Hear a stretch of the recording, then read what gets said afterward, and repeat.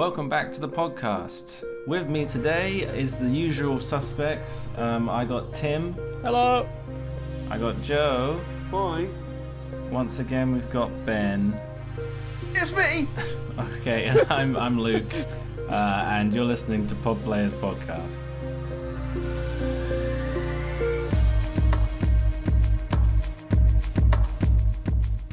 A little music, maybe. A little jingle. So, it's been a bit of time, you know, and it's been since what is it, May? I think we did the last one. I thought he was asking a question if it's back. May now. I was like, whoa, no. Well, it could be. I mean, and it's gone so quickly that it's a bit ridiculous. It's been I mean, we're talking about 4 months, I guess. Yeah. Yeah, it's been a long time. Ridiculous. We did our E3 predictions, which we all have forgotten, and I'm sure that people who have watched E3 and listened to the last one probably would have understood the predictions if they were true or not. I remember they announced Metal Slug Tactics, and that was a cool game. Is it out? No, not yet, but I'm assuming it'll be good. Looks good. Looks fun. Wow. What a great conclusion from E3. Well, name one game they showed at E3. I'll try and remember one. One game. Metro Dread. Oh, Did yeah, they announce it there? Did they announce it there? Yeah, I think they did, yeah. Yeah. They showed Metro Dread and Wario, right? And Breath of the Wild 2. I don't know. No, I think not that Nintendo. these not could all Nintendo. be lies. Ubisoft showed a gun game. Did they? Gun game? They Yeah. probably showed Far Cry. You're right. They showed Tom Clancy. Nope. Clancy. No, wait. They did. They had a new Tom Clancy IP, and it wasn't. They didn't bring back Splinter Cell or something like that. I knew it. My prediction now. was Splinter Cell. Oh yeah, my prediction was Splinter Cell was going to come back. I think. Oh, did they and show it a bunch of Back 4 Blood games? They showed a bunch of zombie games like. Left 4 Oh Dead. yeah, there was like 3 or 4 different There was Left 4 Dead. The clones. Bethesda vampire one. There's the called indie something. one. They probably showed And like a then bit there of Back was 4 Blood, Back which 4 is Blood. now out. Fun little game. I assume you've played it, Ben, as a big Xbox Left 4 Dead fan. Of course, yeah, I played it on my favourite service, Game Pass. you tell you what, I did, and you know what? It's a good Game Pass game. You know, I probably wouldn't have bought it, but you can download on Game Pass, have a good time. It's a Yeah, fun what's the game. last game you played on Game Pass, Ben? I think it was Forza. It was a Forza game, and it was on my friend's Game Pass. So I know you're all looking at me like, "What? Ben, what the fuck?" I thought this was an extended bit. No. It was just a bit of Forza. I was telling him how much I hate Game Pass as well, so it was brilliant. If you haven't caught on by now, Ben does not have Game Pass. He is a Nintendo fanboy and does not own anything other than a Switch. He's gonna get Nintendo Game Pass featuring I'm not. Ocarina of Time. I'm not. I hate that. Oh, what the Nintendo Pass looks just terrible. The expansion it's pack. awful. I feel sorry for some reason they're like pricing it differently as well. Like here it's like £10 more, but in America it's like $40 more. So let me get this straight. So I thought there's Nintendo Online that you pay for monthly to play online, and then you get some Nintendo NES and SNES Yes. games. Yeah. So now you have to pay more to get Nintendo 64 and games. Mega Drive. Oh, why? Oh, And the indeed. Animal Crossing. You get the Animal Crossing expansion as well. So by the Animal looks of it, Crossing they're going to be doing like when they do a DLC for a game, they hopefully will be putting it on the subscription thing, which is. Oh, I see. But it's The kind worst of like bit Game is- Pass, but like you only get the expansion DLC. It's a little strange. The worst bit is that someone asked a question to Nintendo saying, "All right, so if I buy this expansion pack and I've got the DLC for Animal Crossing, what happens if I stop paying for the expansion pack?" And they said, "You won't be able to access the DLC anymore, but you'll be able to keep the items that you've got from it." So it was like, why don't you buy the DLC then? Like, Wait, If you had- so I'm confused. On this whole thing, the expansion. Joe, I thought of you actually when they announced I the got confused DLC. about 6 times, didn't I? Yeah. We were For talking the about expansion pack, because I thought of you when you were trying to buy Fire Emblem Fates. You were just like, it's just so confusing. And then they said, you can also buy it with the expansion pack. And I was like, Joe! So You you were buy- saying like you might get other games DLC, but at the moment Yeah. it's just Animal Crossing, and there is DLC that they could have included for older games. They could have put like the Splatoon 2 Octo expansion and Yeah. the Smash fighter passes on it. but they didn't, which makes me think they're just going to do Animal Crossing and then that's it. I think it's because Animal Crossing's like they're popular, isn't it? So they think, oh, everyone's got Animal Crossing, so they'll all want it. Can I? So if I buy a month of this service and then download the Animal Crossing update or DLC and then don't have it, I don't have the service going forward. Does that mean that my Animal Crossing DLC is broken? Yeah, you don't anymore? Yeah, you lose the DLC, but what the DLC is like you get to go to this island and do something or something, but you can earn items from it, so you can keep the items you've earned from it, but you can no longer access the DLC part of the game. So it's like a live service DLC. Yeah, that's why I don't like it. You can buy it outright though, right? You can buy it. That's Can you? That's what you should do really, because especially like what if their online service goes down at some point and you'll lose access to that DLC. What annoyed me when we were talking about it, Ben, is that I said something like, "Oh, it's kind of like Game Pass, but you just get like a lot less." And then you said something like, "Oh, you could get Bug Fables." I think you said because it's I think it's like 20 quid. How much is it a year? Like 20 quid a year or something? Like, what the NSO? Yeah. Yeah, it's about 20 quid a year. Yeah. And you said you can get Bug Fables for that money, and that's a good little game.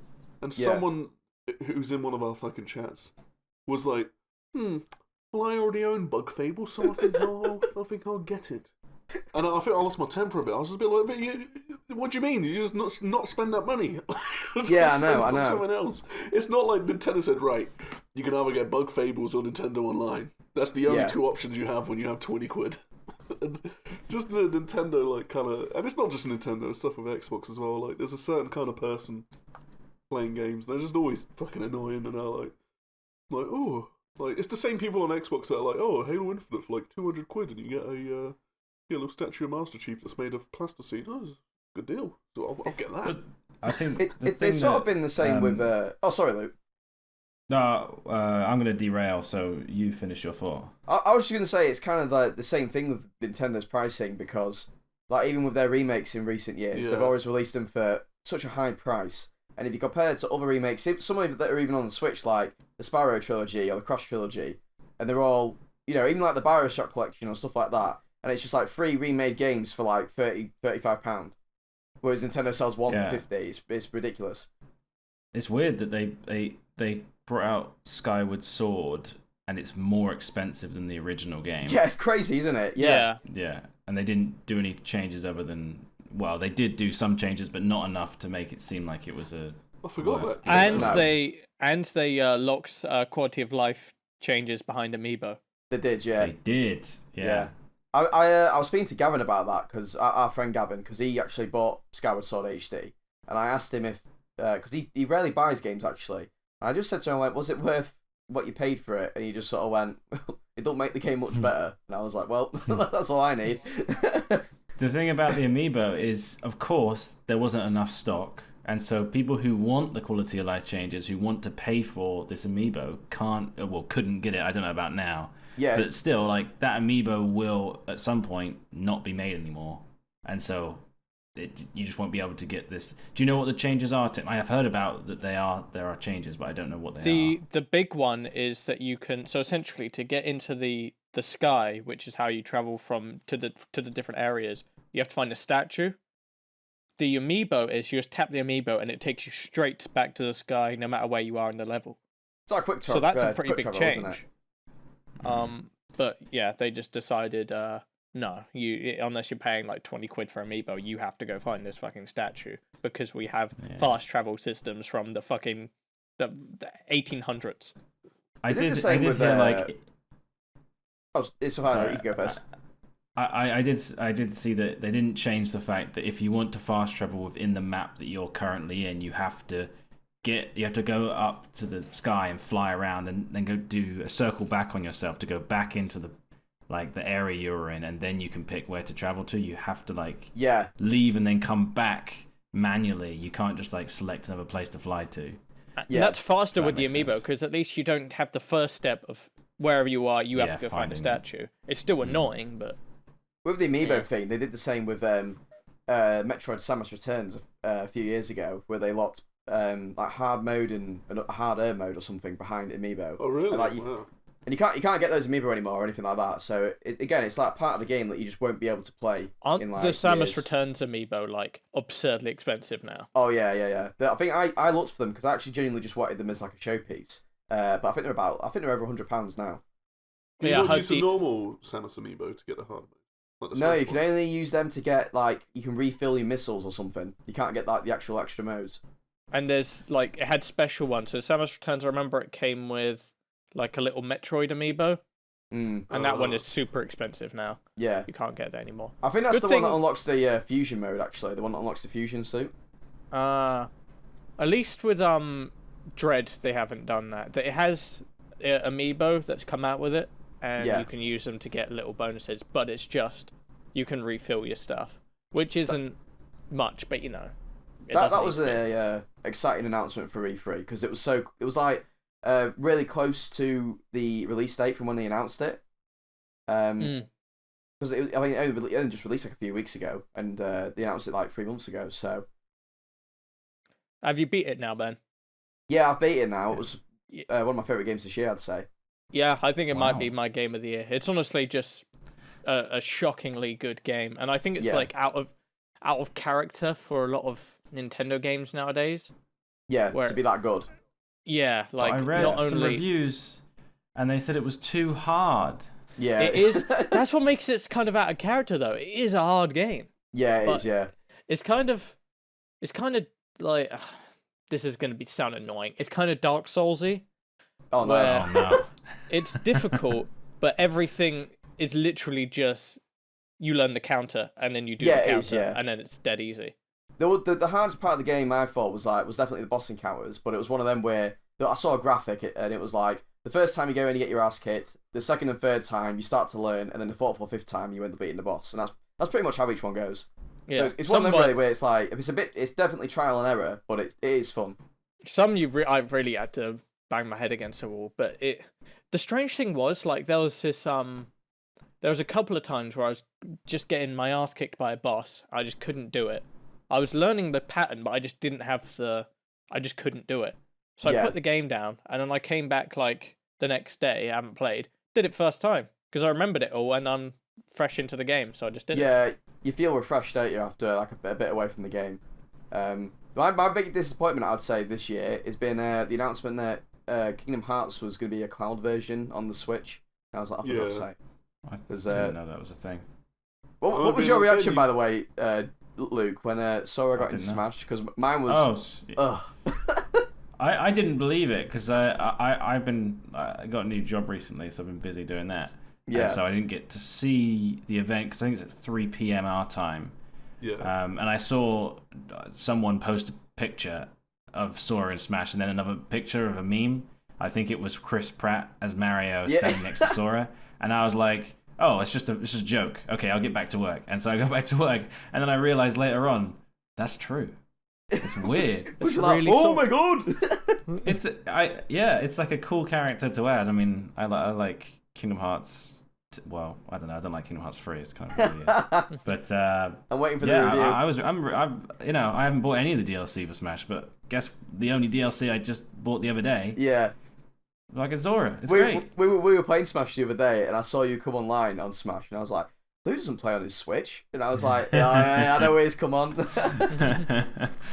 Took me ages to download the update, and I played a couple games with some bots, just messing around, and I was like, oh, this is fun. How do you think he feels? Because he's definitely like I haven't played any Kingdom Hearts, but I know he just flies around and it's stuff. So he seemed pretty faithful. Floaty.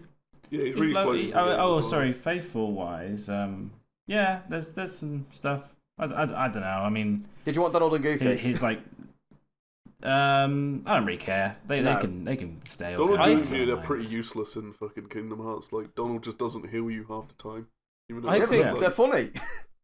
I kind of like Sora in Smash, but I was kind of like, I'm just kind of disappointed with the execution of not Sora himself, but everything like around him. Like the music in the stage kind of sucks. Yeah. Like it's got none of the good ones, and I like how they have like this is the exact same stage from the Kingdom Hearts 1, Hollow Bastion, or whatever it's called. I think it's called Hollow Bastion in that game. Yeah. And it's like that the way they show it to you in the PS2 game. there's like a loading screen every couple minutes or every couple of 30 seconds or something. But in the Smash version, it is the entire thing that you go through without any loading screens, which is kind of cool. But I like Kingdom Hearts 2 better, so they should have put. I mean, they did. I like the costume choices. The costumes are really good, yeah. Black and white Sora and like all of the forms and the. It would have been cooler if they added the heartless Sora, where he's like all like really dark and like edgy. Speaking of that, I think I said it the other day, but Gavin was asking me because the spirit, they had spirits to the game as well, and I think they've got, is it Ventus and Roxas? Oh, do they? Yeah. That's cool. So we were on the spirit board for it, and Gavin was looking at it, and he was like, "Why are Ventus and Roxas look the same?" And I was like, "Oh," and I was like, "Right, let me ask Luke." But I did say, I went, "Prepare yourself, Gavin. I went, take a seat." What was his reaction when you told him? Well, I told you what you said first, Joe, and I just started to explain it, and he just went. Let's see. Which channel is this? Let me because we got to get some context here. Later on, can I explain who Gavin is? Because Gavin is our friend, by the way, just to give some context for that. I said that earlier. Yeah, I said he's our friend. Did you? Oh, sorry. I thought you just went. Oh yeah, I was with Gavin. No. The Gav dog. I'm trying to find. I don't know which chat it was in, but I know that I opened it up and there was a paragraph from you, and I was like, "Yeah, that looks about right." Gavin asked. I can't find it at all. Gavin asked why they look the same, and Joe said that. What did you say, Joe? Do you remember?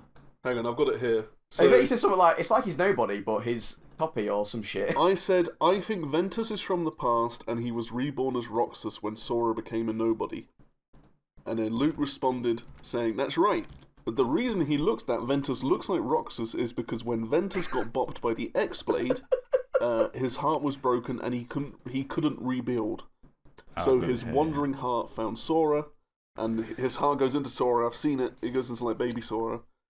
And so Sora grows up as a separate character. And then when Sora becomes a heartless, so when you die in Kingdom Hearts, your body splits in two and you have a heartless and a nobody. And his nobody now looks like Ventus. But he's called Roxas because he's a different man. I heard that Kingdom Hearts is like a bad fan fiction, and now I know why. Oh yeah, it gets kind of crazy. Kingdom Hearts is psychotic. You said the X blade, but it's the X in X blade is actually pronounced key. Keyblade, so it's the Keyblade did it, but the Keyblade is also another thing. K-E-Y is a different thing than what is it spelled here? K-Y-E, which is the X version of it. So yeah, I mean that was Birth by Sleep. So that was the PSP game. That was after Kingdom Hearts 2. That was when it kind of went crazy off the rails. My favourite Kingdom Hearts lore is that the main bad guy of the series had an organisation of bad people, but wasn't working out, saying some plot happens. So he goes back in time and remakes the organisation, but only with clones of himself. So there's just 13 clones of the same evil guy. He time travels to get his previous selves to become in the organization. Yeah. So there's not only just clones, there's time travel as well in this crazy story. So they're all slightly different sort of variations of himself. The thing is, like Kingdom Hearts 1, doesn't it just start off as like, oh, he needs to find his mate, and he travels with Goofy and Donald, and Kingdom then it just goes fucking crazy. Kingdom Hearts 1 is pretty like, oh, you need to save the Disney princesses and to stop this bad guy from doing the thing. Yeah. That's pretty much it. It's pretty self-isolated. I was watching a series retrospective of Kingdom Hearts, and Kingdom Hearts 1 sounded like that. It was like, oh, you save the princesses, you got to beat the bad guy, that kind of thing. And then Chain of Memories comes around, and it was like, oh yeah, he's in this castle, but he's getting locked up because he's getting hurt by the darkness, and he's got a bit much for me. So the second game that came out was Chain of Memories. That's the one. And is that the card game? That's the card game. It was originally on Game Boy Advanced, I think. Yeah. And they got remade. The reason they made that one is because they did get remade. Yeah, is they wanted to make this new story in Kingdom Hearts 2, but they needed to set up some stuff, or they needed more time, so they made another game. And boy, was that a load of bullshit. It literally nothing happens in that game. You just lose your memories, but you also get introduced to loads of other characters. It's like cameos. So as you progress, well, not really cameos. They're just the characters that you'll meet in the second game. but a second in the number game. Yeah, but as yeah, you go up this tower, you just start to lose your memory. So at the end of it, it's like nothing happened because you just forgotten everything. And then you get to play it again in the second mode where you play as the character. I'm just thinking, that. Can you imagine if trophies were still in the game and like the descriptions of each character? Can you imagine in Smash, you mean? Yeah, like if you have trophies in like for like Ventus and Venmo and Venmo. they'll be like pages long and pages long. Right, I take the piss, right, but that could be a character. Like that sounds like a Kingdom Hearts character. I reckon you've missed something. I reckon he's real. Dock step, something like that. There's no point trying to make up Kingdom Hearts lore because you can't beat the original sanity of the actual developers of it. So I do like what they did with so there's the HD collection or whatever the collection. Yeah. And 2 of the games are just the cutscenes of the games, and those are like the worst like dog shit versions of like the DS games or the. Well, maybe people. I think the ones that are only cutscenes are the DS ones, like recoded in 358 days. But Recoded is called Recoded because Coded was a mobile game, and a mobile game meaning a flip phone game. Yeah. Oh, really? Yeah. So Recoded is a remake from a flip phone game, and then they just made all the cutscenes. Game, I'm pretty sure as well. Yeah. But I mean, I'm glad they did that for the remakes because there's too much game to play there. I mean, Birth by Sleep has 3. You have to complete the game 3 different times to get the ending, and it's like quite a long, hefty game. Wasn't the Kingdom Hearts concert in the one you went to? Didn't that have like some extra lore in it as well? Like there was a video or something. No, you have to go to the concerts now. You have to go to the concerts to understand the story. AVGN spoke about it in a video. No, you're making shit up. No. They just played the trailer. Not in maybe not the. It was a Japan concert, I think, maybe. But he was like, it shows an I heard a live cutscene orchestra with version of the music. Or Ventus, I'm not sure which one because they look. I don't give a shit at this point. I mean, I'm just gonna play 2 again. The Spirit Board and Smash. I hope that explains Gavin's question. There we go. Well, there was last thing about Kingdom Hearts. There was a phone game, like a mobile phone, like more recent game, and it was called. Yeah, I don't remember what it's called. But you played it, and it was kind of like a live service game where it's like an MMO, so you get to make your own character, and it was thousands of years in the past, let's say. Bloody hell. And so you played that, and whatever. Didn't really have much meaning on the story. But in the 3rd game, when you were fighting the final, near kind of like the 3rd to the last final boss, everyone fucking just dies. And then you come back later on. I don't remember why you come back. And then you get the power of the history of the keys. And then you mash like a button and loads of keys come. But each of them are usernames from the phone game. Really? So if you put your username in there, it might appear there and hit the bad guy with the key that it was yours. Which was pretty good. Pretty good. That's mental. I find it so funny. Do you reckon like the guy who makes these fucking games is like, he goes, I know what would be good for Kingdom Hearts 4 is that we get old fucking Zombo to come up from the DS game, and he can finally meet Frederico from the PS2 game. No, they don't. They don't bring back characters. They just make up new shit. They never bring back characters. I mean, Kingdom Hearts 3 didn't have Final Fantasy characters. No, it didn't. No, but they were crucial in the old games. I reckon the Kingdom Hearts writers hate that it's a Disney thing.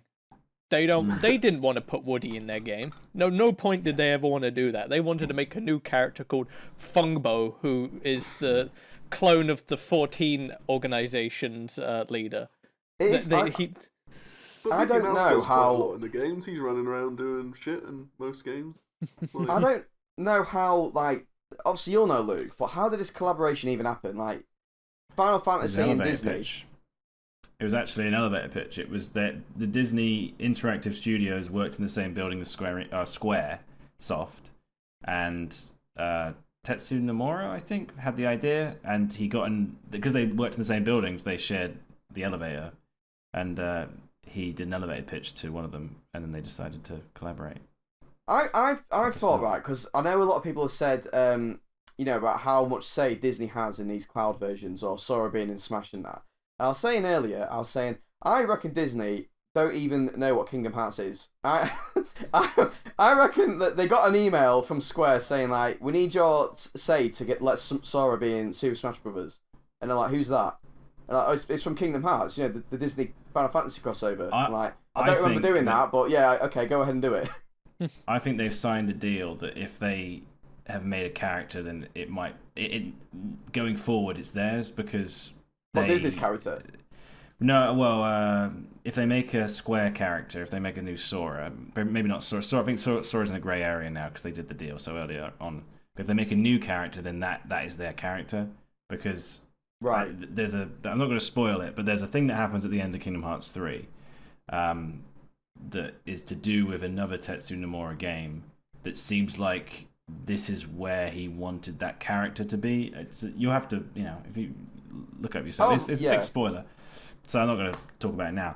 But so I think that going forward, the characters might, Final Fantasy characters might not be allowed, but these original characters that he's made might be the ones that continue on with their own games. Is that so? Like, there isn't a risk of Disney being like, all right, we're having that now. Yeah.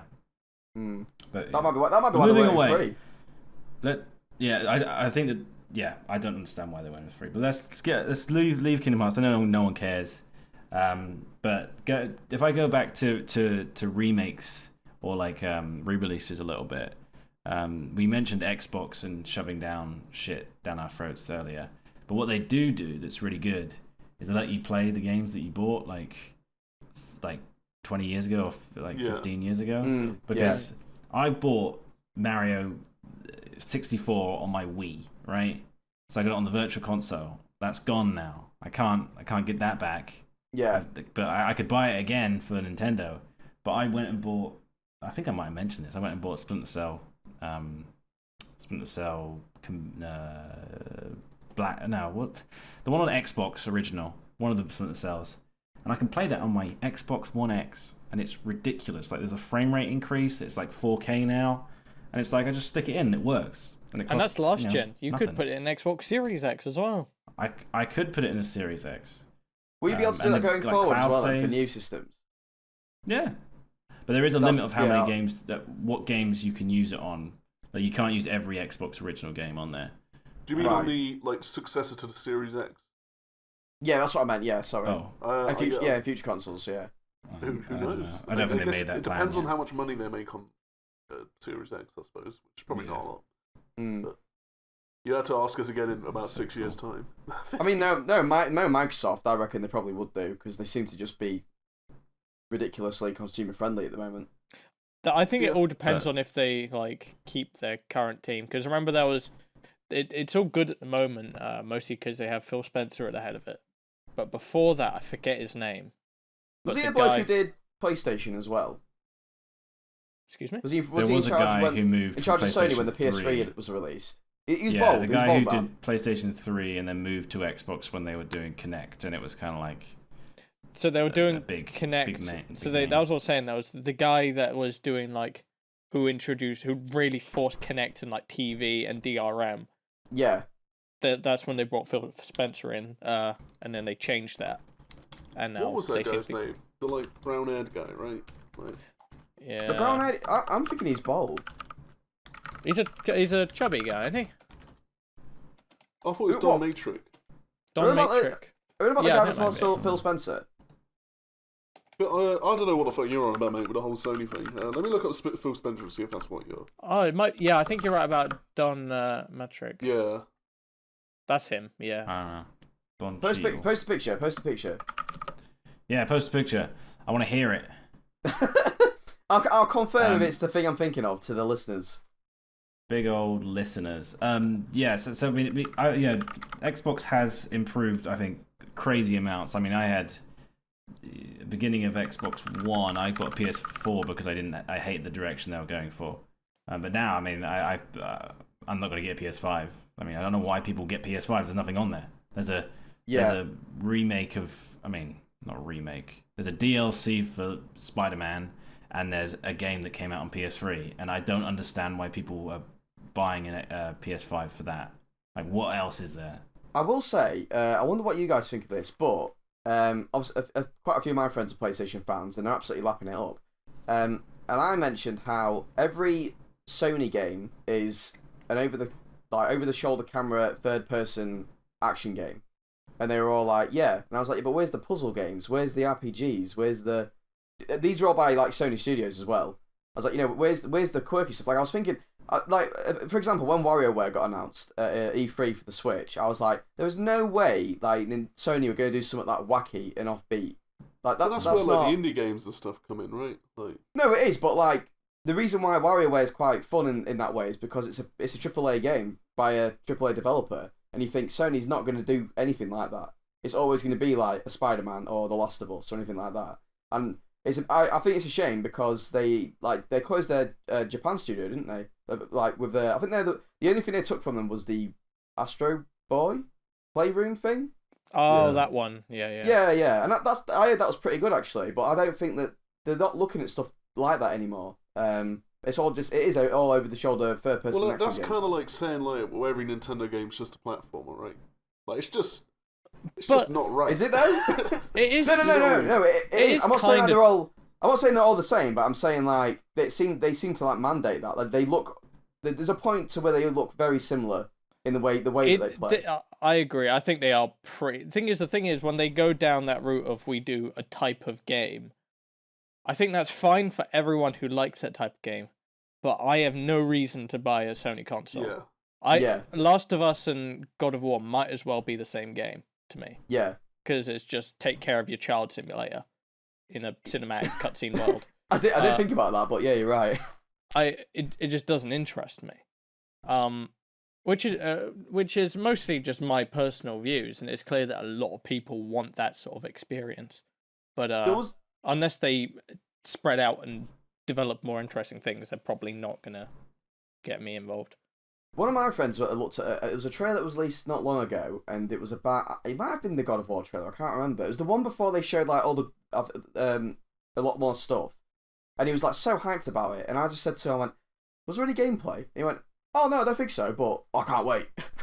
I was like, I know I could say the same thing about like Metro Prime 4, for example, because I'm excited about that, but we haven't seen any gameplay. But like, I'm always apprehensive until you actually see the game. Got what I mean?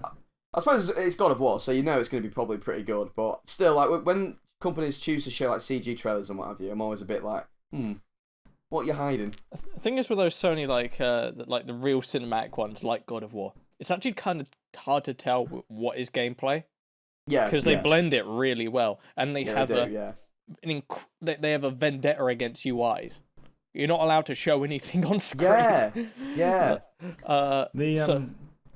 The Uncharted. I mean, I don't really like Uncharted because it's just a bit too much action. I like Uncharted 4's like crazy moments, like the swinging on the rope and all that jazz. I'm not really a fan of the story, but the reason I like Last of Us is one because I like the story, and the other is because it's a stealth game, and I just like stealth games. Yeah. But if that was like an action game, I think I probably wouldn't like it, especially because the new one's like 20 hours long, or it's quite like 25 hours long, and there's a lot of stealth in that. I mean, a lot of gameplay in that, and so I enjoyed it. I really like stealth. It's great. Well, with Tim saying like God of War, Last of Us might be all the same game. Like Joe was saying, in the same bit, it's like, yes, Last of Us is a stealth game, whereas God of War, you could say, is an action game. Like Kratos ain't going to sneak around, is he? He's going to run in all axes blazing.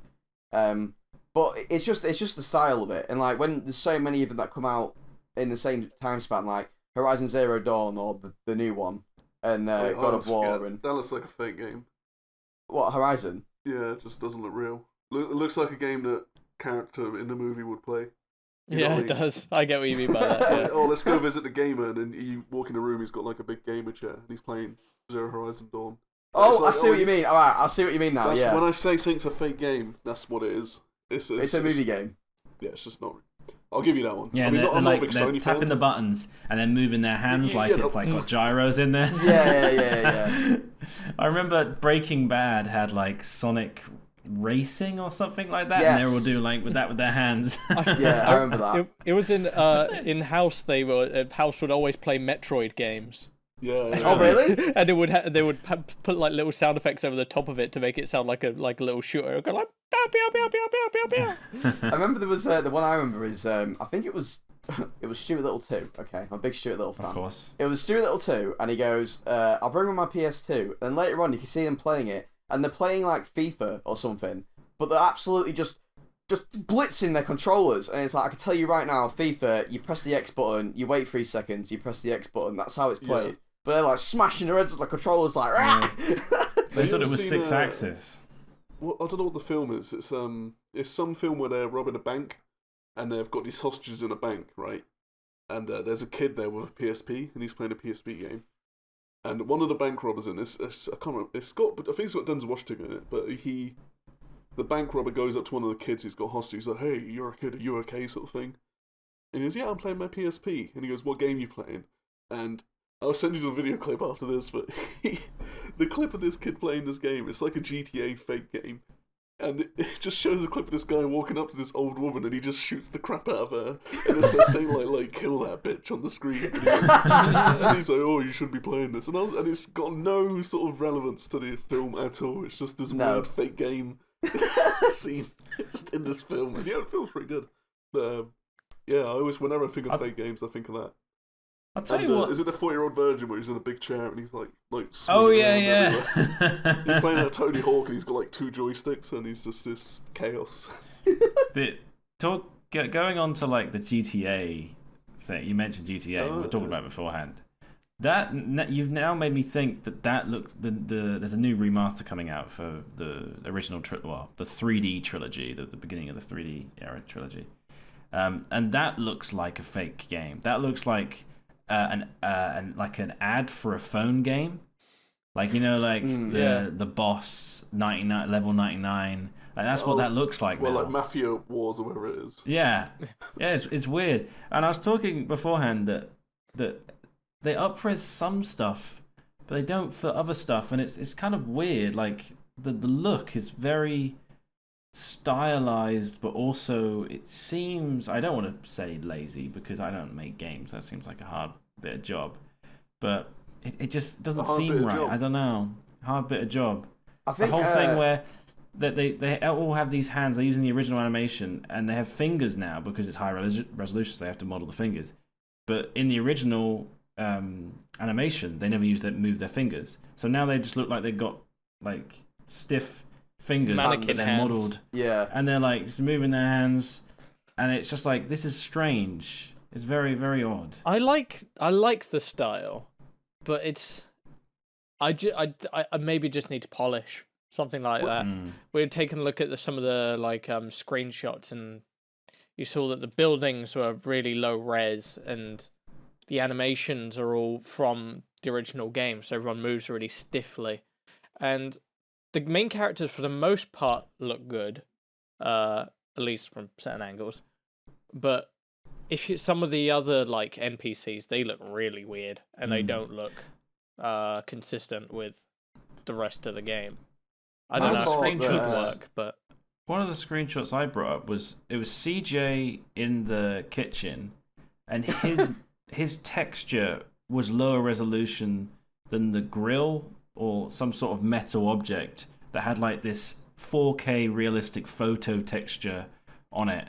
And it was like, but the CJ looked like a kind of a cartoony sort of vibe, but he had lower textures next to this really high detailed piece of metal that had scratches on it, and it didn't make much sense. I mean, we were talking about this earlier. We haven't seen the gameplay yet. We've seen in-game trailer, whatever, but we haven't seen gameplay. So I'm actually quite interested to see how they have changed or tweaked it to make it fit with a modern style.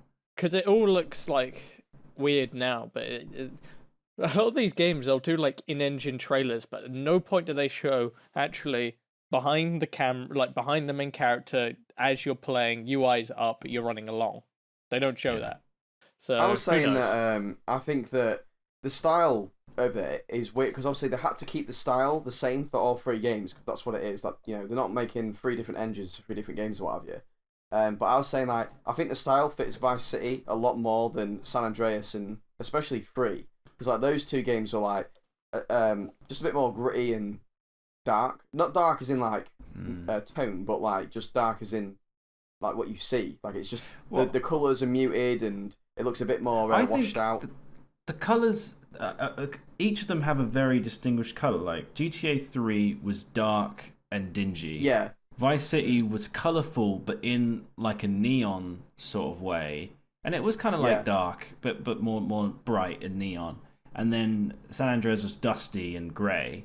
Yes, but then the remaster just looks like it's the same in each. I mean, it depends on which environment you're in, but they showed a picture of Vice City, and it's like very, very colourful, but not in like a neon way. Like it's just everything is like popping. You know, it's like if the neon lights weren't there, 3, you won't be able to tell which game it was.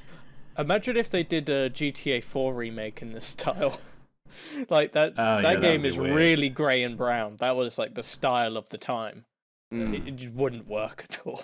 Ultra realism. I've seen some like fan done lighting and texture mods. It looks it can be like very well presented because it's supposed to be looking realistic, and I guess that's what GTA 3 was supposed to be realistic. But now that you can see the pixels, you know it's everything's blocky, so it makes sense to stylize it.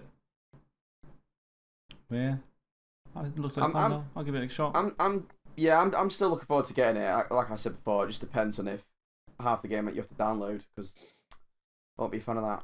There was a point after, when GTA 4 came out. That was when everything started doing transition animations.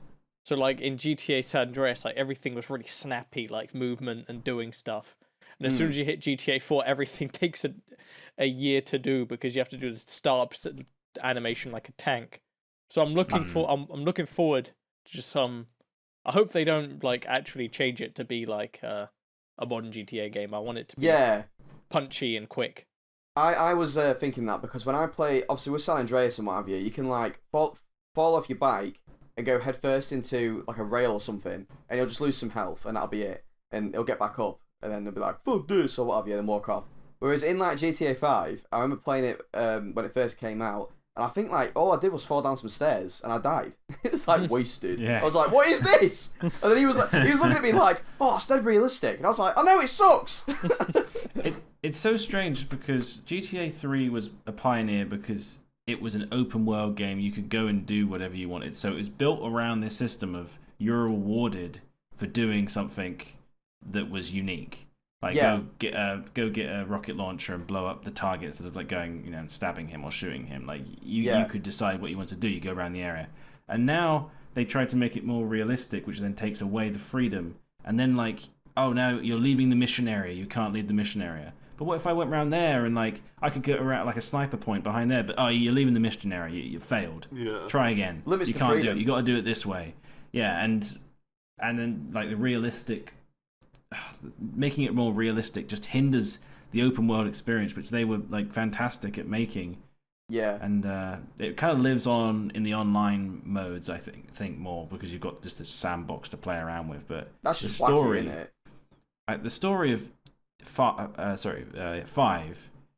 I didn't like the characters, I didn't like the story, and I didn't like the restrictions, and it was just kind of like, what's so good about this? Like, and even Red Dead 2, I think it had a bit more style, but still, like it everything was slow to do. Like everything you had to like slice up all the animals. You had to watch his animation every single time when you had to get to skin the animals, and it was like. They try and make the online more competitive as well, and yet you have to just still like slog through it all. There's not like snappy controls. So it's just a bit odd, you know. Most annoying thing. There's small changes. GTA 5 was like you'd see a mission thing. It's like go here and do the mission. Yeah, okay. You drive over there, and the mission starts, and it's like, hey, we need to go over there, and then you have another like 20 minutes of driving over there. And you do like one thing, and then it's like, alright, let's go back home. And then you have to drive all the way home.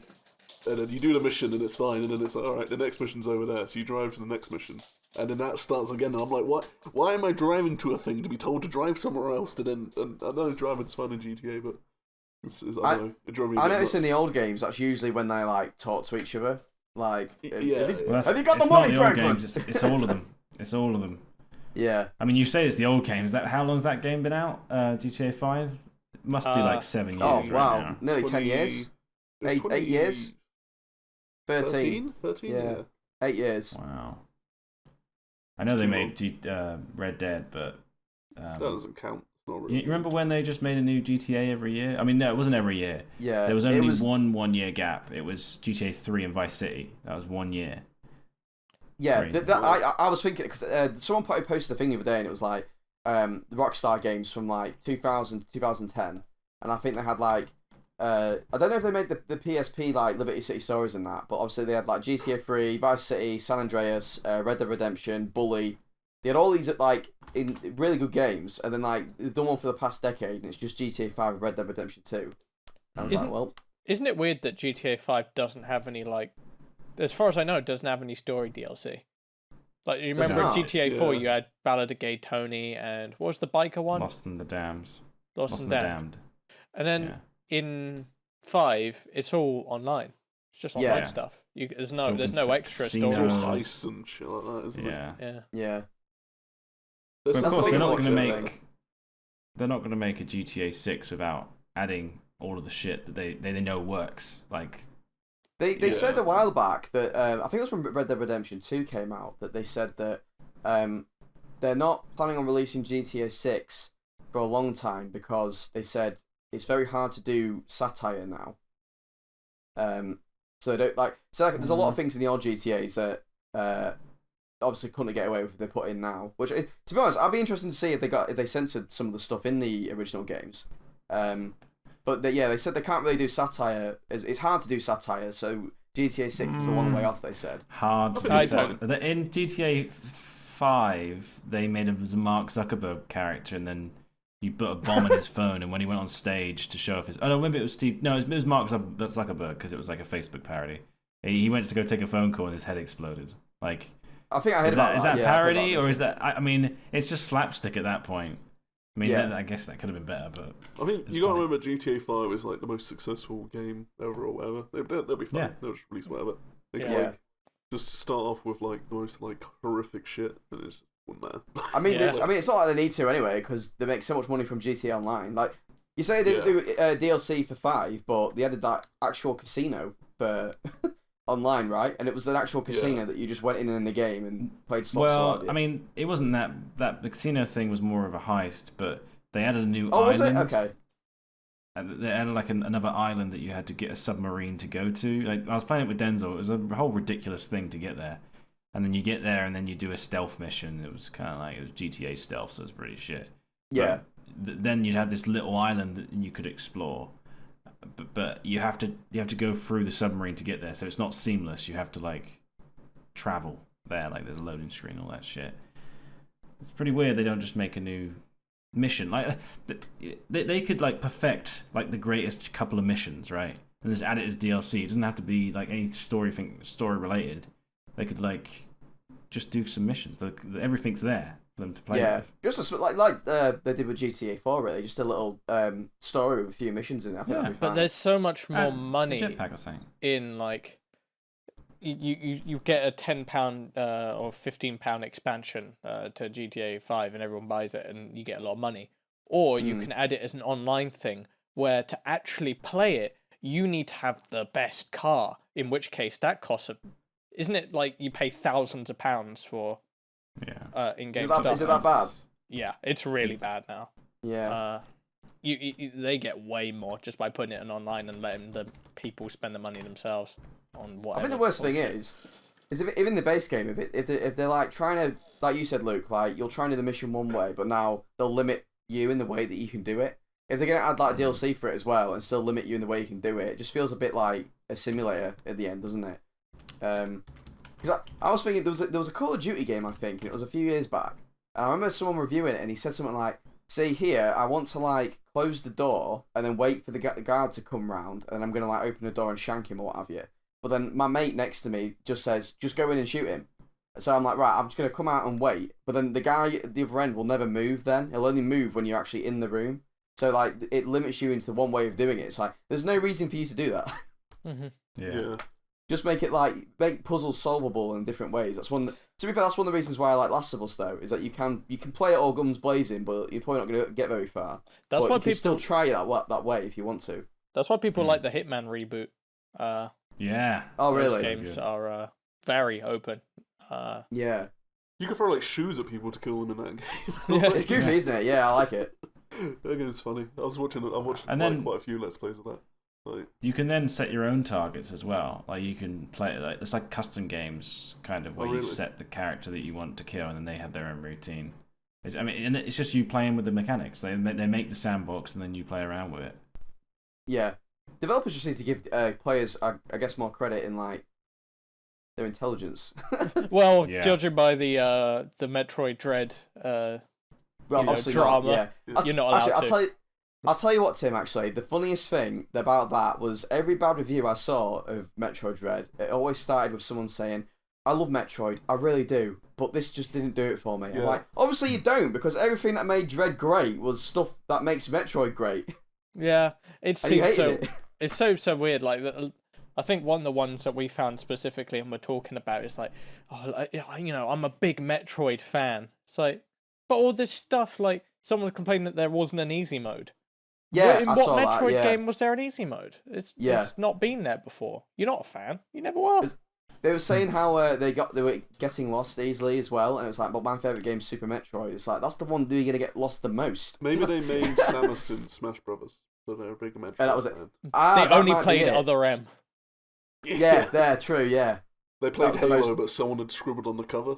and they're like, this one's a bit different. Why is it 2D? They wouldn't like Halo. They'd get stuck because you know Halo 1 is quite open. They'd be stuck in a field, be like, "Where am I supposed to go? Where am I?" I love Halo, but this one, this open world game, is not for me.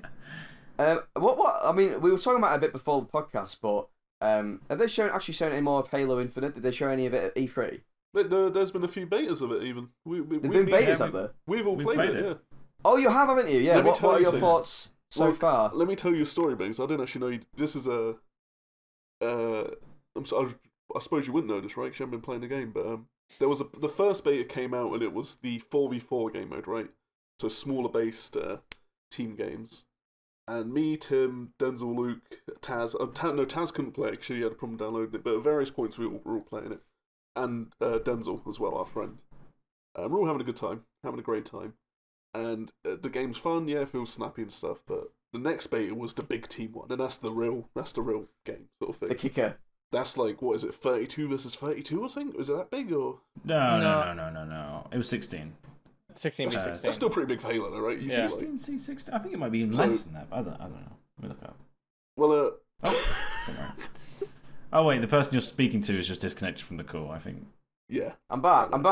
Man, my there we Discord go. did its thing. Sorry. Cool. What was the last thing you heard, my friend? I heard that you were in the game. That's all I heard. 32, 16 v 16. Yeah. So that's the real sort of what we're all looking forward to. But Denzel loaded up the beta, right? And it just said you are banned, and he had no information other than With an that. expiration of 0 hours, 0 minutes, 0 seconds. Yeah. And it turns out that the game just randomly was banning people, and it he just couldn't play it. He was not allowed to play the big team beta. And Was I it just to like, test it out? What's that? Sorry. Was it just to test like the banning out? Like if they could ban Yeah. people? No, I don't know. It's just the game was very buggy. It kept crashing for me, but Yeah. that's probably the main problems I had with it. But I was like, I refuse to like.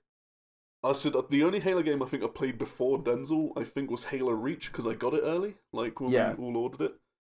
And I was like, ever since then, like it's been like Denzel's like, hey, play this Xbox game, and I'm like, oh, I'll play it with Denzel, and he's like, oh, here it is.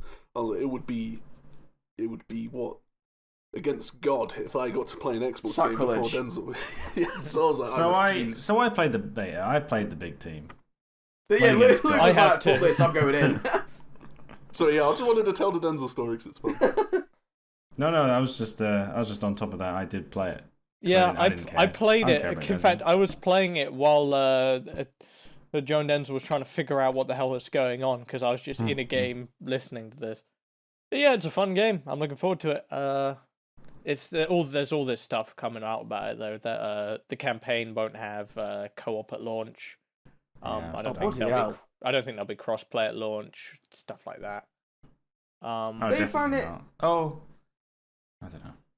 Don't you find it like strange how I just think obviously you've got the beta, and I think that's to obviously be like it's like you're pretty much playtesting, aren't you, to see like what they can tweak by the final game. I just think like years ago when they couldn't have this opportunity and they had to release the game and it like Halo 3 for example, and it was just like a masterpiece anyway. I just think why can't they do that now? Why do they need to release it in bits and then eventually make it a good game? They did do a beta in Halo 3. They did? Yeah, guess what game you had to buy to play the Halo 3 beta? What was it? It was Crackdown. Oh, was it? A random like Xbox exclusive that everyone's forgotten about by now. I'm yeah. Sure. It was like, but there's some bugs in. Buy fucking Crackdown. It was like comes with a Halo 3 beta, and everyone was suddenly a Crackdown fan. Okay, I guess like it's not as like now it's very easily accessible to get on the beta, whereas then I suppose it wasn't. But I think the betas are quite good. That I like Halo 3 and Halo Reach's beta. I know key features that were completely changed from the beta because of the community feedback. I mean, even like Back 4 Blood, we played the beta for that, and I think there's a lot that's changed. I think the balance is completely different now. I think it's a lot easier. It was like extremely difficult, and now it's like it's completely different. No, and there's like we've gone the other way with that. I think it's harder. Actually, it's strange. You've played on different difficulties though. I've only played on the first. Yeah, difficulty. Recruit is a hell of a lot easier, and Veteran is a hell of a lot harder. It seems like. But they've changed like visual. Is obscene. They changed visual stuff as well though. Like a small thing that now any item will just kind of like flash, like so you can see it from a distance. So a flashing thing that must be an item. But in the beta, you just had to go and find it. I mean, very small things, but from a beta to a main release. So there is something to it. Not saying it's useless now. I just find it odd how like obviously I find betas they rely a lot on the beta feedback now, don't they? So yeah. Is there anything that you think they'll change like straight like from the big game? Yeah, I think there's one thing. For some reason, it keeps showing everyone is playing a custom game called Duck Hunt. Oh yeah. What? Yeah. Every single person whoever played Halo Infinite is playing a custom game called Duck Hunt something. It was a special version of Duck Hunt. Duck Hunt Ligma something. I don't know. This is the trade-off for Steve and Smash. The Nintendo went, you can have Duck Hunt. Yeah. Duck Hunt is a custom game in Halo 3 that someone made where. Oh really? One person has a sniper and the rest of everyone else in the game is running to try and get to the end on this like elaborate sort of obstacle course. Wait, no, I've seen it. I've seen you guys play this. Yeah. Yeah. It's called Duck Hunt. That little. Yeah. For some reason, it's not in Halo Infinite because they don't have custom games yet. But apparently, everyone's playing it. It's very. Yeah. I bet they'll change that. Yeah, I think they'll change that. Yeah. Yeah, there's a whole thing with Halo. I think Halo 3, 4, and 5 had this where they didn't have like Forge mode or they didn't have like Theater mode. Like all these standard things that are in Halo, they don't have them and they have to wait. Halo 5 has Forge mode? No, it didn't. At Oh, launch. did it not? Did it? It's some of these features they weren't at launch and you had to wait for them to show up. And I think that they've dug themselves a hole with this because they have to make a campaign that's co-op. They have to make the multiplayer that's good. They have to make the MLG side because they need to do that now because that's a requirement. Then they need to make the custom games. You need to make the players be able to do it without breaking the game. Then you got to make the Forge mode. Forges in custom games make your own maps, and then Theater mode, which then you can stop and play at every moment. You can like record anything and then fly your camera around. It's like all of these stuff is built into Halo now, so they have to make everything, or they're going to disappoint someone. It's the piece by piece approach as well, isn't it? Because yeah. like I think it was a bit like Cyberpunk, where you said, well, not like Cyberpunk where it's going to be broken at launch, what have you, but it's not going to be a complete game until like years down the line. So it's like, why bother playing it now? Might as well wait until it's finished.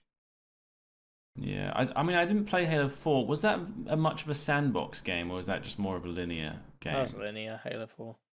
Because the reason they have like custom games and like theater mode is because of these crazy things that would happen in the game. And so theater mode, you can record it, and it works really well with a sandbox style game because there's many ways to approach sort of things. Yeah. But I just don't remember it being important in Halo 4. And Halo 5 is more.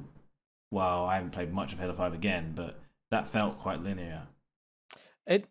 I wonder if just like them deciding to do a full-on open world for the Halo Infinite campaign, it really is the straw that broke the camel's back. Like, we have all these things we're already doing, and now we have to make a whole Ubisoft game on top of it. Like, Yeah. I know It's strange. maybe it's too much. I think that this decision to make it open world wasn't a clever decision to make a sandbox style game into a real sandbox and more what is making loads of money right now. Open world games. Let's make exactly. an open world game. Open world and battle royale. I'm sure there will be a battle royale. There's probably a lot of breathing down their necks at a minute. Like Microsoft are like, hey, like, yeah, Halo was our biggest thing, and it's just. What happened? What changed that might have made it worse? I don't know. Maybe a little studio leaving? Maybe that's the problem. Maybe it's not the fact that you need to make it an open world, you need to make it this or that, or you need to add jetpacks because Halo's done it. Maybe it's because Bungie left. Speaking of Bungie, what was the I think you might have told me before, but they made the Destiny 2, right? But then they left or something? Destiny 2 was published by Activision. And then sometime into it, Destiny 2's been out for years now, and I think quite recently they were able to disconnect from Activision and are now essentially running the game themselves without a publisher. Oh, I see, right, okay. Which is good for them, because Activision It sucks. is cool. The weird thing was, when they announced Destiny, the original one, they said that would be their next game for like a long period of time. Like that would be their live service. I mean, this is before live service, but really took off. I mean, I think it's before live service at all, other than MMOs. This would be their game, and they'll just build on top of it, and it would be this massive game in now 5 years. But then they 2 years later, they're like, oh, Destiny 2, and I think that was probably a big issue, that they were they had to make this new game because they're not going to make a Destiny 3 because they want Destiny 2 to be the thing that's forever. But now they've got two games. Like, if you go back and play Destiny 1, there's nothing there anymore because everyone's moved over to this other game that's almost identical. And there's nothing mechanically, there's nothing much changed. Like, even when you create a character, there is no. When Destiny 2 came out anyway, I don't know if they've changed this. There was no option. There was no different options than Destiny 1 to Destiny 2 with how your character looked. There was options to choose from, exactly the same. Yeah, and it feels like with Destiny 1 and 2, Destiny 1 under-delivered at launch, and then it updated itself to be in a much better state. Destiny 2 did the exact same thing. So they had to deal with under-delivering twice because they did two different games. It's so 180 or so polar opposites to the way that I see and enjoy games, because it's got to the point now where even there was a question, I think I saw on Reddit or something, and it was like, oh, would you like Metroid Dread to get DLC? And I was like, no. I went you know what I mean? Years ago, I'd have probably said, oh yeah, hell, I love this game. Would I like more content to this game? And yes, I would. But now I'm like, no. It's fine how it is. I don't want to have to download something to get the complete experience for it. Just leave it. It's fine as it is. Wait till the next game. That be it. Whereas say live service that is the whole principle of it, is to always wait for the next update or play until the next update. And I couldn't do that. I'd like to know that what I was getting was a complete package from the off. Nintendo's approach to live service though has sort of been an issue though, because they released Mario Maker 2 and they supported it for a year, 2 updates. Yeah. That could have been a live service that they kept on keeping on. The Mario Kart 8, they could have kept on adding characters and courses like they do for their mobile game. But no, they don't. The game is as it is. And I think that's caused issues in its own way. I would rather the game come out and that be that, and then wait a few years to get the next one, then that be that, instead of consistently updating it. I think it's especially because not every game, but a lot of game like we've talked about today, they'll release and they'll under-deliver at launch, and then we'll have to wait until it gets good. Nintendo does that too, though, with Splatoon and their Mario sports games. They do that as well, which is a big shame, because luckily those ones I've sort of stayed away from. Yeah. Most of them are multiplayer games like Splatoon, and I suppose Mario Maker had its multiplayer put in later, and the Mario sports games and multiplayer like party games or what have you. So yeah, I've sort of managed to stay away from those, but it's still think disappointing. Nintendo is kind of the ones that do it right though. I mean, they have some times that they have to fix their game at launch, but like you buy a copy of Mario Odyssey and that's done. Oh yeah. Like, I'm sure there's an update for that, but still, like Zelda Breath of the Wild, you buy it and it's like, well, this is pretty done. The single player stuff is usually all right. It's the multiplayer focused ones that seem to get the shitty end of the stick with it, and I think that's for most game companies though. I think Breath of the Wild did it well because the game came out, everyone liked it, and it was full of content. And then they did a couple of DLC, big expansion packs, and I don't think anyone would argue against it. I don't think I think the DLC is worth the value, which is what the best DLC that I've seen from Nintendo was for Xenoblade 2 because they added a new story to it. But then they were like, okay, we're just going to release it as its own game anyway. And I was like, okay, that's the best that I could have asked for anyway. Because it was big enough to be its own game, so they just decided to release it as its own game, as well as DLC. And I was like, okay, that's cool, that's fine with me. Yeah, I like it when that happens. Like it happens with ODST as well for Halo. Yeah. It's like, it's a budget game. I think it was a budget game, ODST, when it came out. It's like, oh, it's a whole new thing. That's kind of crazy, really, because it's the definitive version of the game. Yeah. Yeah. I think ODST did come out at the same price as Halo 3. It also came with have the multiplayer disc. Yeah. With all the DLC. So yeah, it's been fun chatting with you boys. I don't know if you had anything else to touch on at all. I'll touch you if I could. Oh, please. Nothing. Cool games. Nothing, what are you looking forward to? It's coming out. What is coming out? Good anything question. from you, Ben? Any Nintendo shit? I'm looking forward. Well, to be fair, I probably should have asked the question earlier because I could go on a little rant, but I was looking forward to Advance Wars, the reboot that they're doing, but they've delayed that now till next year. Apart from that, there's the new Pokemon game coming out, but I don't know if I'm gonna get that now because they've announced a few things which are a bit iffy. So there's not really any big like holiday games this year, or big games coming out for the holidays, like for people to get the consoles and that. So I don't know. Nothing right now, I'd say. Yeah. Well, I just checked the Peppa Pig. I just checked the game website, the game.com, and Peppa Pig is coming out. Out today, actually. It came out today. All right, everyone, buy My Peppa Friends Peppa Pig. Actually, anything you're excited for, Joe? I'll just say quickly about the Peppa Pig thing is we were out shopping today in game, and the reason why I knew that had come out is because when they you walk into game and they've got like the out now shelf. It was all Peppa Pig. It was just on the Nintendo side. It was all Peppa Pig. There was like 3 rows of it. I was like, "Holy shit!" What sort of game is this? I don't know. I should have looked at the back, but if it's that popular, maybe I should look at getting it. Yeah, it might be alright. It's an open world, GTA. crafting, survival horror. There's only one thing I'm excited for in my life right now, and that is in January, Uncle Adam's new album might be coming out, but I'm not sure because he may be getting scammed. It's a whole thing. Probably going to talk to young Declan about it at some point. But yeah, that's all I'm excited for. I was watching a stream where I announced I was just saying, are you excited for that to listen to it? Are you excited for that to make a video on it? Make a video on it, listen to it, live it, just all the above. I was in the stream when he was. Sorry, Tim, go on. I was in the stream when this new album was announced, and I said that he was like, "Oh yeah, I got this new publisher. It's already great," and I said, "It's probably a scam."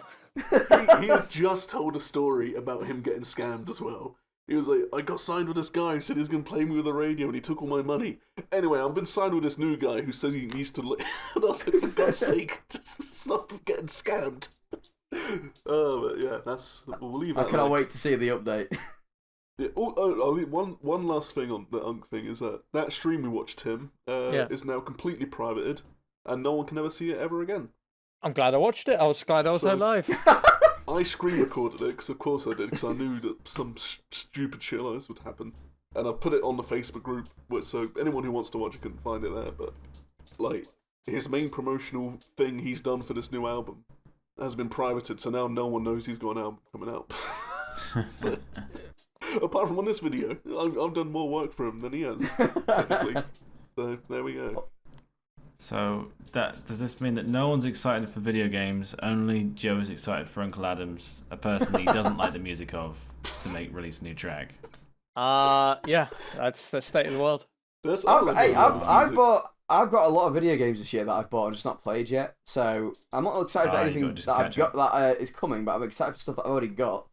Oh, it's Christmas soon, so maybe over the holidays it'd be good. I'm gonna take some days off actually and catch up. That'd be fun. Oh, but while we're here, I just want to quickly say it was my birthday recently, and Luke sent me some lovely gear to keep me warm. What's he sent you? Well, first off, he sent me. I don't know if anyone's seen our vlog from when we went to EGX a few years ago, but everyone took a liking to my crosshatch jeans. Some jeans with the words crosshatch on the bum. So I got some lovely crosshatch underwear from my good friend Luke here. Thank you very much, Luke. That's right. It looked big. Safe. And then, so I thought that was the present. And then 2 days they fit later, all right? They fit all right. Yeah, they're all snug. Thank you very much. Nice. And then the next day, I was like, okay, that's my present from Luke. I got another parcel, and it was some gloves and a hat with reindeers on them. And like a snud. A snud, yeah. And I was like, reindeers on the hat. It had reindeers on the glove. On the gloves. On the glove. Oh. Yeah, and I thought, what the fuck is this? And then I said, Luke, is this your doing? And he went, well, you've got to keep warm. I was like, yeah. Right. So I'm on the. Don't tell me if there's anything else coming, but I'm on the lookout now. No, that's it. There's no more. I just bought you some gifts, mate. They just came separately. Well, thank you very much. Did they come separately? Yeah. They did come separately. I didn't send you anything because don't like to be honest, Joe, no, it's alright, mate. So, but when you put the crosshatch underwear on, just think about me. Oh, I think about you whenever I put any underwear on. He wore it before he sent it to you. So, you know, you've sort of shared a sort of garment. I thought it was a bit warm. He put it in his crosshatch. Yeah, it's going to protect your crosshatch. But okay, let's move away from this. I'm going to say there are no games coming out. I mean, there's no games, so I'm not excited about any shit. Among Us is coming to Game Pass. I don't give a shit. Oh, I heard that. I was like, why the fuck's it coming to Game Pass? No, it's like 20p. We're not talking about Among Us. We're not. We're done. We're not talking about Among Us. The things that are coming out, though, are movies, right? Have you like the new? There's a new Batman. There's a new Batman movie coming out, right? Oh, Halo Infinite's coming out. There's a new Matrix coming out. Yeah. There's a new Spider-Man. There is, yeah. And like, what's going on? Why are movies doing well, but video games there's nothing coming out? I think video games had their this year. I think they've had their pandemic time. Yeah. Yeah, exactly. Wow. Whereas movies are now like, all right, time for us to make some dollar. So I think No Time to Die came out and told everyone that, all right, it's okay to go back to cinemas now. Is that why they're making Minions: Rise of Gru is coming out in February? It's got to be. Yeah. Okay. Cool. And Mario movie. Look out for Chris Pratt in the Mario movie. Oh yeah. I might actually come down and visit you guys just to go see that movie together. I think that's something I need to see with fellow people. What versus that would want to Minions? See it. Minions versus. No, Chris Pratt. No, Chris Pratt is Mario in the Mario movie. Mario, yeah. Yeah. That'll be good. Only true gamers can watch that. Yeah, I need to be with my fellow true gamers. Cosplayed as our favourite Mario characters. Well, everyone was like, why did you not get what's his name, Charles Martinet, or whatever his name is, to do Mario? I'm like, see, he just does it. He goes, woohoo, yippee, and it's a movie. It's almost like it's not a good idea for a movie. That's true as well. But he's like 90 years old. Like, just let the guy rest. But by the way, just quickly, what was the weirdest Mario Cast announcement for you? Because for me, it wasn't even Jack Black. It was it was Jack Black as Bowser. It wasn't Chris Pratt's Mario. It was Jack Black as Bowser. I was like, what the fuck? No, Jack Black as Bowser. That seems like it'd be a fun time. Jack Black. I can't. He roars. He doesn't sound like Jack Black. I think that Bowser's personality in the games, if he has one, is more reserved than Jack Black's personality is in films. It's just a strange sort of. I think the strangest one care, was. Really. I think the strangest one was Keegan Michael Key as Toad. Yeah, I was incredibly bizarre. I mean, they're all bizarre. I don't even want to say a bad choice for Toad. It's just a strange. It's just well-named actors playing parts. That's it. That they picked out the actors, and that's it. Apparently, that's what is it Illumination, the studio? Yeah, apparently that's what they do. They just take the big name guys, actors. Aren't they? Yeah, they make. That's what they. Have you seen the Grinch film they did? I mean, I don't know. Was that by them? Yeah, right. It's just, it's nothing about the Grinch. It's just about like, oh, I'm the Grinch, and it's playing like some pop song that's like some Katy Perry, playing some Uncle Adams. I do remember her first saying about the Mario movie, and they said it's by the same guys who made the Minions. I was like, all right, I'm prepared for disaster. So when this cast announcement come out, I was actually more happy than.